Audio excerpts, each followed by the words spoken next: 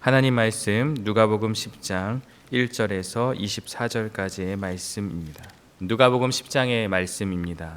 오늘 본문은 1절에서 16절까지는 70인의 제자를 전도여행 보내시는 내용이 기록되어 있고요. 17절에서 24절까지는 이들의 보고와 예수님의 감사 기도가 기록되어 있습니다. 우리가 내일 살펴보겠지만 25절에서 37절은 자비를 베푼 사마리아인의 비유, 그리고 마지막 38에서 42절은 마르다와 마리아의 이야기가 누가복음 10장에 기록되어 있는데요. 특별히 오늘 본문, 우리가 읽은 본문은 교회의 선교적인 책임을 우리에게 강조하고 있습니다. 먼저 1절에 보면 그 후에라는 표현으로 시작되는데 새로운 전환, 장면의 전환을 의미합니다. 문맥을 보면 이제 9장에 마지막에 예수님이 예루살렘으로 가는 길에 제자가 되고자 하는 세 사람과 대화를 나눈 후에 상황이라고 볼 수 있습니다. 예수님은 12 제자와는 별도로 70인을 따로 세워서 전도자로 파송을 합니다. 70인이라는 숫자에 대해서는 일부 사본에서 72인으로 기록되어 있어서 이게 70이 맞냐 72인이 맞냐 논란이 있지만 숫자 자체보다 예수님의 의도가 중요하다라는 것을 우리는 기억해야 합니다. 예수님께서 보내셨다는 것, 파송하셨다는 것에 우리가 집중하며 이 말씀을 보아야 하는데요. 특이하게 예수님은 둘씩 짝을 지어서 보내셨습니다. 왜 둘씩 보냈는가? 물론 선교 여행을 가다가 외롭기도 하고 서로 의지하기 위해서 둘씩 보냈냐라고 인간적으로 생각할 수 있지만 이 둘씩이라는 것은 그 증언의 복음 증언의 확실성을 보장하는 최소한의 숫자인데요.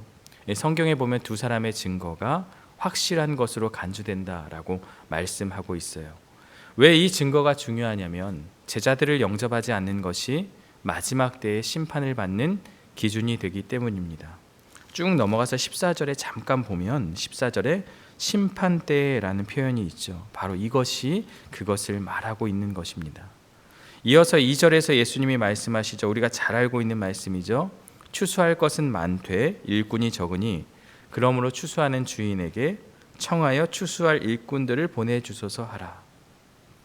여기서의 추수는 구약에서는 하나님의 종말론적인 심판을 의미하는 표현이고요.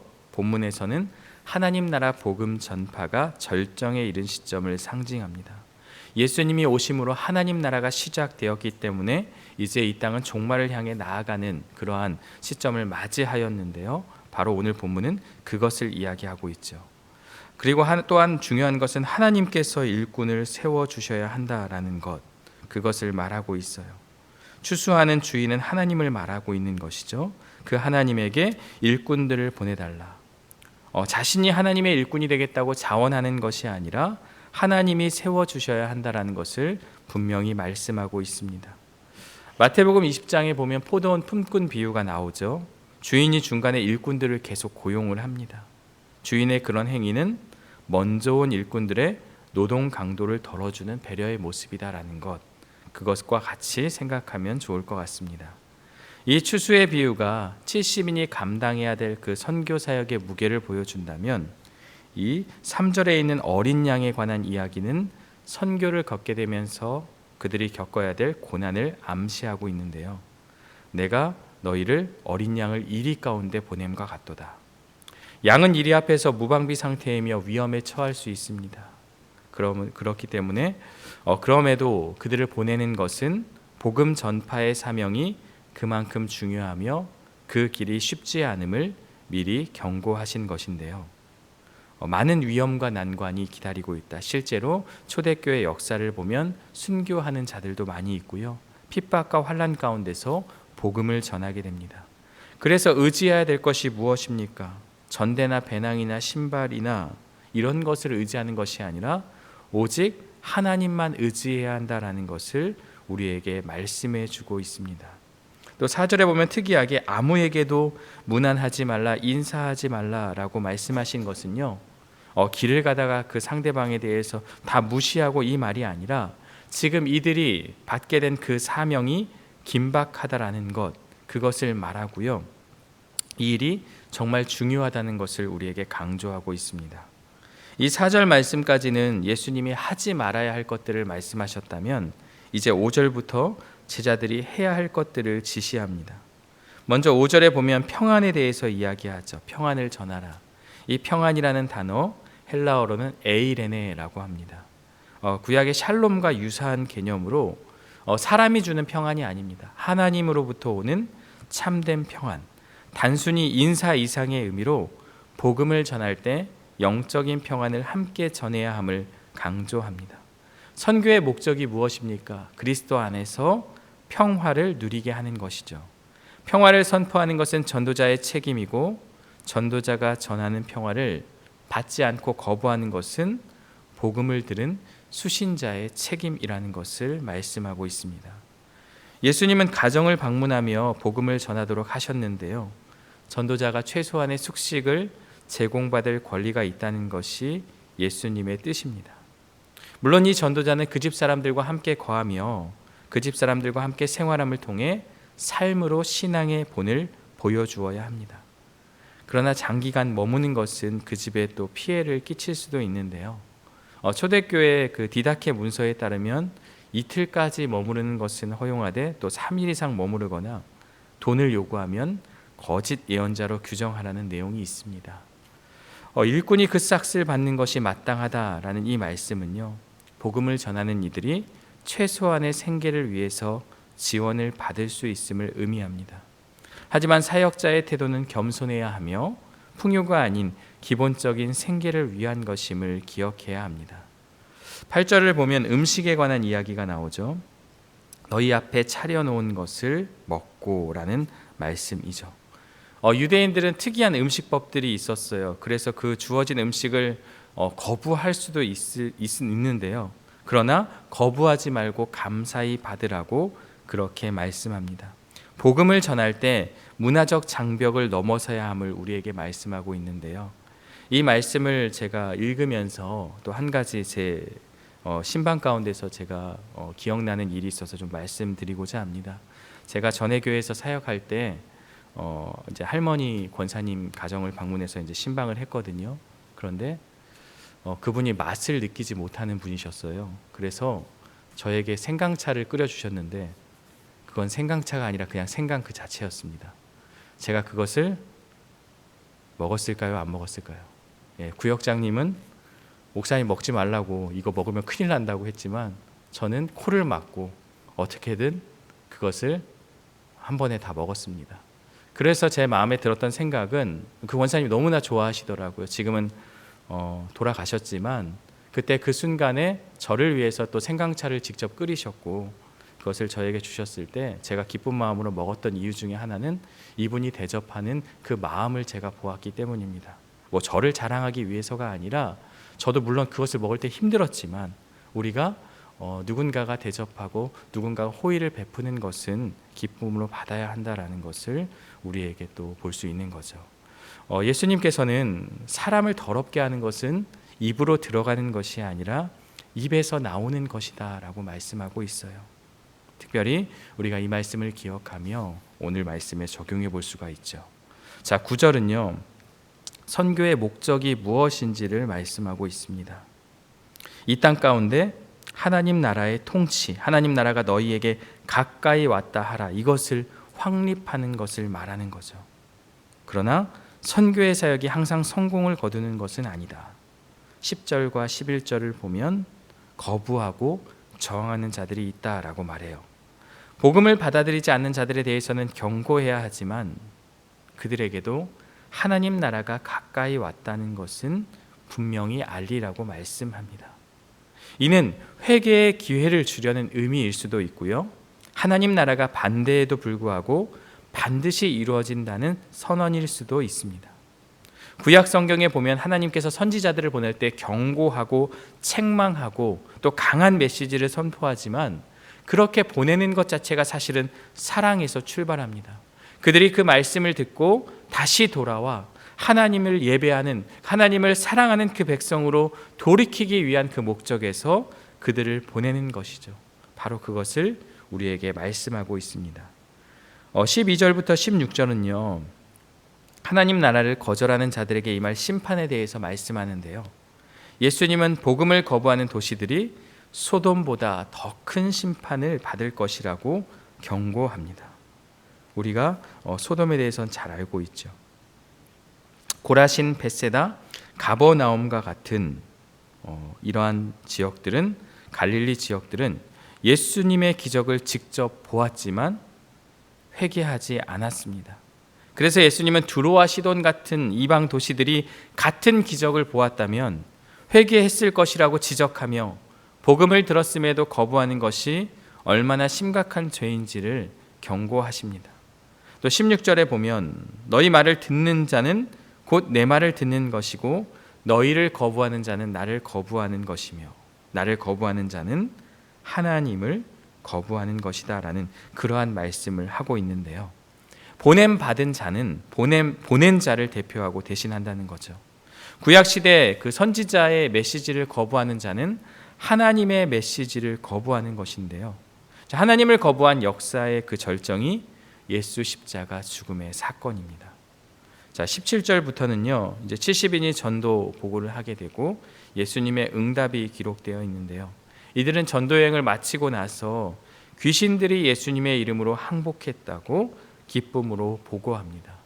12 제자들에게 병을 고치고 또 말씀의 권위의 권세를 부여해 주셨던 것처럼 이들을 보낼 때에도 마찬가지의 일이 있었을 것이라 생각이 되어집니다. 그리고 그들이 하나님의 이름으로 나아갈 때 놀라운 역사가 일어났음을 그들은 신나서 보고하고 있는 것이죠. 이에 예수님은 사탄이 하늘로부터 번개같이 떨어지는 것을 내가 보았다라고 말씀합니다. 하나님 나라의 확장이 사탄의 세력을 무너뜨리고 있음을 말씀하고 있는데요. 그러나 예수님은 더 중요한 내용을 말씀해 주고 있습니다. 20절에 보면 귀신이 너희들에게 항복하는 것보다, 그러니까 기적의 능력보다 더 중요한 것이 있다. 그것은 너희의 이름이 하늘에 기록된 것이 가장 큰 기쁨이다라고 말씀하고 있습니다. 사역을 하면서 또 그들이 누리는 어떤 그런 사역적인 성공보다 중요한 것이 하나님과의 관계에 있다라는 것을 우리에게 말씀해 주고 있습니다. 21절에는 예수님께서 하나님의 계시가 지혜롭고 슬기로운 자들에게는 감추어지고 겸손한 자들에게 드러난 것에 감사의 기도를 올리고 있는데요. 이미 율법을 가르치고 또 지혜 있는 자라고 여겨지는 서기관과 바리새인 그리고 유대인들, 그들은 하나님의 계시를 보았음에도 감추어지고 겸손한 자, 오히려 이방인들, 낮고 천한 자들에게 드러난 것에 감사의 기도를 올리고 있습니다. 스스로 지혜 있다 생각하는 자들은 예수님을 통해 계시된 하나님 나라의 삶을 거부합니다. 당대에 인간으로서 취급을 받지 못했던 자들이 하나님 나라에 대해서 받아들이고 수용하고 있는 것이죠. 그래서 어린 아이를 들어서 말씀을 하고 있습니다. 아이들은 순수해서 따라오라고 하면 따라가고 버리라고 하면 버리는 그런 어린 아이들을 말씀하시며 복음은 이렇게 순수한 마음으로 받아들이는 것이다라고 우리에게 가르쳐주고 있습니다. 마지막으로 22절부터 무엇을 말씀하냐면 예수님은 자신과 하나님 아버지의 특별한 관계를 강조하시며 하나님을 아는 길은 오직 예수님을 통해서만 가능하다고 선언합니다. 요한복음에도 내가 곧 길이요 진리요 생명이다라고 나를 믿고 나의 가르침을 따르고가 아니라 내 자신 그 자체가 길이요 진리요 생명이라고 복음이라고 선언하셨습니다. 유대인들은 수많은 세월 동안 메시아의 출현을 사모하고 기다려왔지만 정작 메시아가 찾아왔을 때는 거부하고 십자가에 못을 박아 버렸습니다. 23절과 24절은요. 너희가 보는 것을 보는 눈은 복이 있다고 말씀하십니다. 예수님을 통해 전달된 계시를 이해하는 자만이 하나님을 바르게 알 수 있다. 여전히 옛것만을 고수하고 있는 유대교에 대한 비판적 말씀인데요. 예수님을 보고 따르는 것 자체가 은혜이며 하나님 나라의 성취를 직접 경험하는 것임을 우리에게 강조하고 있습니다. 오늘 말씀은 복음 전파는 하나님의 부르심과 인도하심을 따라야 된다라는 것을 강조하고 있는데요. 예수님은 제자들을 보내시며 추수할 것은 많되 일꾼이 적다. 그러니 추수하는 주인에게 청하여 추수할 일꾼들을 보내어 주소서 하라라고 말씀하셨습니다. 이 복음 전파는요, 단순한 개인의 결심과 열정으로만 이루어지는 것이 아니라 하나님께서 직접 일꾼을 부르시고 보내시는 사역입니다. 우리는 하나님께서 나를 어떤 사역으로 부르고 계신지 한번 생각해 보아야 합니다. 단순히 내가 원하는 방식으로 사역을 선택하는 것이 아니라 지금 내가 있는 곳이 하나님이 보내신 곳이요, 그곳에서 순종하며 복음을 전해야 합니다. 내가 그 사역에 동참하고 있는 것은 바로 내가 있는 그곳에서 하나님의 말씀을 전하는 것입니다. 중요한 것은 내가 있는 자리에서 하나님의 복음을 전하며 또 그 복음을 살아내는 복음 전도자가 되어야 한다라는 것을 말씀하고 있습니다. 예수님이 오심으로 하나님 나라는 이미 시작되었습니다. 특별히 우리 주위에 있는 가족 그리고 사랑하는 사람들에게 복음을 전하는 일은 중요하고도 긴급한 일입니다. 그것보다 중요한 일이 없기 때문에 바로 지금 오늘 우리에게 있어서 가장 사랑하는 사람이 복음을 또 받지 않고 하나님을 믿고 있지 않다면 그들에게 전하는 것이 바로 오늘 말씀이 주는 우리에게 주는 교훈입니다. 예수님은 제자들에게 사역의 성공보다 하나님과의 관계가 더 큰 기쁨의 이유가 되어야 한다라고 말씀합니다. 제자들은 어떤 일어난 그 기적들에 집중하며 기뻐했지만 예수님은 너희 이름이 하늘에 기록된 것으로 기뻐하라고 말씀합니다. 사역의 열매보다 사역의 결과보다 더 중요한 것은요, 우리 자신이 하나님과의 바른 관계 속에 있는가입니다. 우리는 사역의 성공이나 결과에 따라 기쁨과 낙심을 반복하지 말고 하나님과의 관계 속에서 기쁨을 찾아야 합니다. 사역이 잘 되거나 기적이 나타나거나 사람들이 복음을 받아들이는 것은 중요한 일이지만 그것보다 더 중요한 일은 우리의 이름이 하늘 생명책에 기록되어 있다는 사실입니다. 사역의 열매보다 하나님과 동행하는 기쁨 속에서 살아가야 함을 우리에게 말씀하고 있습니다. 오늘 말씀을 통해 우리는 삶 속에서 복음을 살아내며 또 가족과 사랑하는 사람들에게 복음을 전하는 것이 가장 시급하고도 중요한 사명임을 기억하며 또 그것을 전하는 저와 여러분들 되시기를 주의 이름으로 축원합니다. 함께 기도하겠습니다. 사랑과 은혜의 하나님, 오늘 주시는 말씀을 통해서 또 선교의 그 목적과 사명에 대해서 우리가 살펴보았습니다.